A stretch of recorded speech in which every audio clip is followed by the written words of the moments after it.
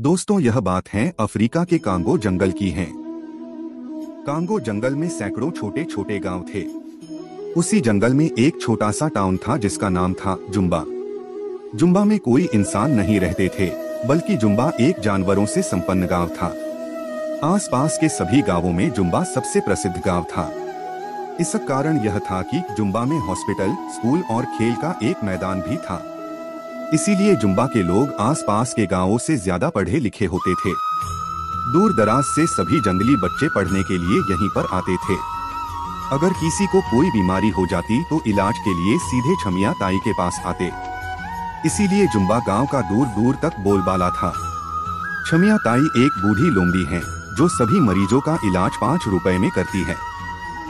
छमिया यहाँ की एकमात्र डॉक्टर हैं। दरअसल छमिया चाहती थी कि उसका बेटा भी गांव का डॉक्टर बने, लेकिन वह पढ़ाई करके कहीं शहर में जाकर बस गया। वैसे तो जुम्बा में बारिश बहुत कम होती है, लेकिन बारिश के मौसम पानी के कारण यहाँ पर निफा नाम की बीमारी फैल जाती है। निफा बीमारी यहाँ के जानवरों के लिए एक महामारी से कम नहीं थी। अब की बार निफा का प्रकोप कुछ ज्यादा ही था। छमिया लोमड़ी ने लैब में टेस्ट कर बताया कि निफा बूढ़े लोगों को सबसे ज्यादा खतरा देगा, उनकी जान भी ले सकता है। छमिया ने गांव के सरपंच भालू से बात कर सभी जगह इस तरह के पोस्टर लगवा दिए। जानवरों को इतना कहने के बाद भी वे बारिश का आनंद लेते रहते और बीमार पड़ने पर छमिया के सामने जाकर खड़े हो जाते। छमिया बेचारी अपना काम समझकर उनका इलाज कर देती थी। जानवर लापरवाही करते गए और निफा बीमारी और अधिक फैलती गई। मरीजों का इलाज करते करते छमिया ताई को भी निफा हो गया। छमिया ताई ने मरीज की तरह बिस्तर पकड़ लिया। अब पूरे गांव में इलाज करने वाला दूसरा कोई नहीं था। बीमारी अधिक फैलती गई और लोग को मरने की संख्या भी काफी बढ़ चुकी थी। छमिया को इस बात का बहुत दुख था कि अब वह किसी का इलाज नहीं कर सकती है। लेकिन छमिया से रहा न गया और उसने वैक्सीन बनाने का फैसला किया।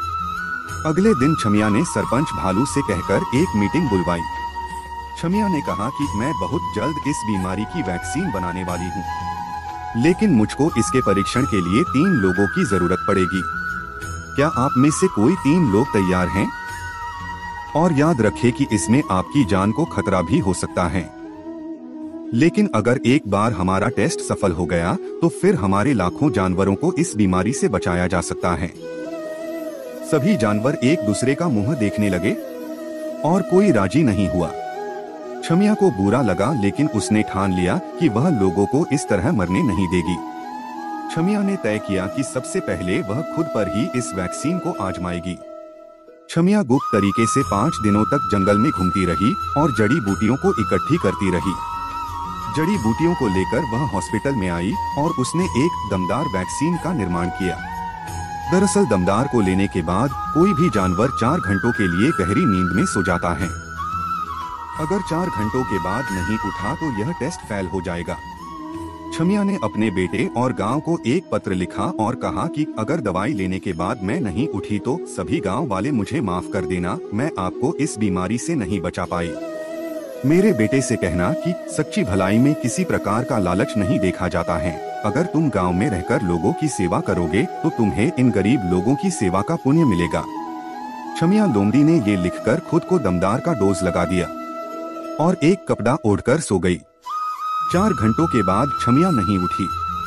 किसी ने आवाज लगाई और गांव वाले हॉस्पिटल के बाहर इकट्ठे हो गए। सरपंच ने सभी को पत्र सुनाया। सभी गांव वाले रोने लगे और छमिया को याद करने लगे। सरपंच ने तुरंत छमिया के बेटे को बुलाया। आधे घंटे में उसका बेटा वहां आ गया। लेटर पढ़कर वह भी रोने लगा। उसने वादा किया कि अब वह कभी गांव को छोड़कर नहीं जाएगा। गांव के सभी जानवर छमिया की अंतिम यात्रा की तैयारी करने लगे। दूर दूर सभी जानवर फूल माला लेकर वहां आए। जैसे ही छमिया का अंतिम संस्कार करने के लिए लोग उसको उठाने वाले थे कि वह खुद ही उठ गई। सभी लोग हैरान रह गए और दूर भागने लगे। छमिया ने कहा, भागो मत, दरअसल दमदार वैक्सीन बूढ़ों को 6 घंटे के लिए सुलाती है। मैं ये लिखना भूल गई थी। अब मैं ठीक हूँ और ये वैक्सीन भी कारगर है। अब गांव में कोई नहीं मरेगा। इसके बाद छमिया सभी गांव वालों को दमदार का डोज लगा देती हैं और लाखों लोगों को इस बीमारी से बचा लेती हैं। मेडिकल क्षेत्र में इतना बड़ा योगदान करने के लिए कांगो के शेर ने उसको कांगो रत्न से सम्मानित किया, जो कि वहाँ का सबसे बड़ा पुरस्कार है। कहानी पसंद आया हो तो चैनल को सब्सक्राइब करें।